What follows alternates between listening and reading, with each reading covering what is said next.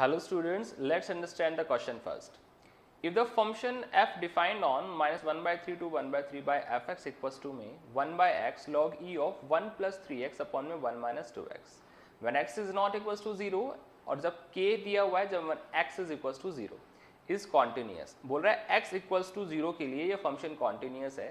आप बताइए कि k की वैल्यू क्या होगी. यानी दैट मीन्स कि कॉन्टिन्यूटी फंक्शन का मतलब क्या हो गया कि हमारे पास जो RHL है राइट, RHL जो निकल के आएगा that will be equals to LHL है ना. तो दैट मीन्स इसमें जो हमारे पास कंडीशंस बनेगी वो इक्वल बनेगी. तो दैट मीन्स इसकी जो वैल्यू है वो इस k वाली वैल्यू के इक्वल होगा. सो यहाँ पे अगर हम इस चीज को एक्सपेंड करें राइट, इसको सॉल्व करें x प्लस एच के फॉर्मूले से और ऑल्टर मेथड के अकॉर्डिंग अगर इसको करके देखें कि हमारे पास ये जो कंडीशन है राइट उसके अकॉर्डिंग यहाँ पर हमारे पास जो fx इज इक्वल्स टू में k है तो जो वैल्यू उसकी निकल कर आएगी that will be the value of k. क्योंकि इसने बोला x बराबर 0 पे k आ रहा है तो मतलब कोई कांस्टेंट नंबर आ रहा है वो हमें फाइंड करना है और वो मिलेगा हमें वो इसकी हेल्प से राइट. सो इसको देखते हैं. हमारे पास एक फॉर्मूला होता है कि जब हम log 1 प्लस एक्स को एक्सपेंड करते हैं ना तो उसको एक्सपेंड करने का एक फॉर्मूला होता है that is x minus x square by 2 plus में एक्स क्यूब बाई 3 माइनस में x की पावर 4 बाई 4 प्लस में एंड सो ऑन इन्फिनिटी तक जाता है राइट. सो अगर आप यहां पर हम एज्यूम करें कि हमारे पास ये जो 1 प्लस एक्स दिया हुआ है अगर उसकी जगह मैं यहां ये जो मेरे पास जो नंबर है that is 1 plus 3x upon में 1 माइनस 2x अगर इसको इसके साथ कंपेयर किया जाए log 1 प्लस एक्स के साथ कंपेयर किया जाए तो उसको थोड़ा सा कन्वर्ट करके लिखते हैं 1 प्लस 3x 2x एक बार इसमें ऐड कर देते हैं और 2x को ही इसमें से माइनस कर देते हैं और इसके नीचे जो चल रहा है वो क्या चल रहा है दैट इज 1 माइनस का 2x.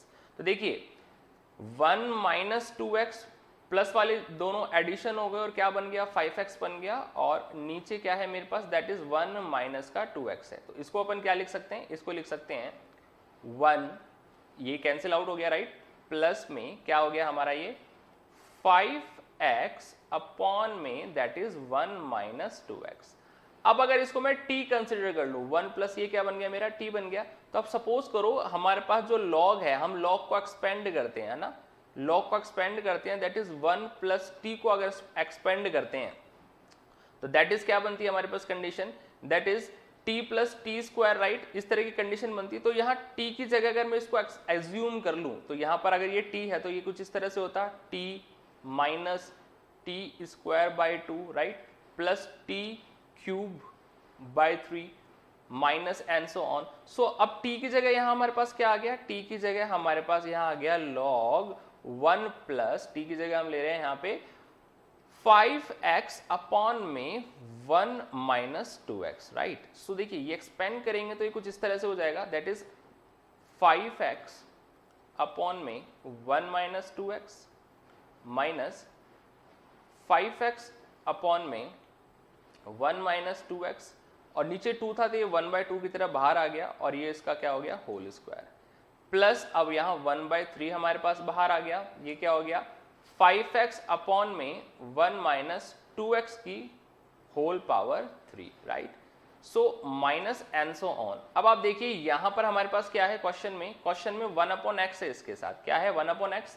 तो 1 अपॉन एक्स से मल्टीप्लाई इसमें कर देते हैं अपन right. Same as 1 upon X से मल्टीप्लाई इसमें भी कर देंगे अपन 1 बाय एक्स यहाँ भी आ जाएगा. सेम 1 अपॉन एक्स से मल्टीप्लाई इसके अंदर भी कर देंगे तो 1 बाय एक्स यहाँ भी आ जाएगा राइट. अच्छा अब यहाँ पर x की वैल्यू क्या है 0 से बिलोंग कर रही है, x की वैल्यू हमें 0 पुट करनी है. अब आप देखो यहाँ x से x कैंसिल आउट हो गया 5 अपॉन 1 माइनस 2x बचा.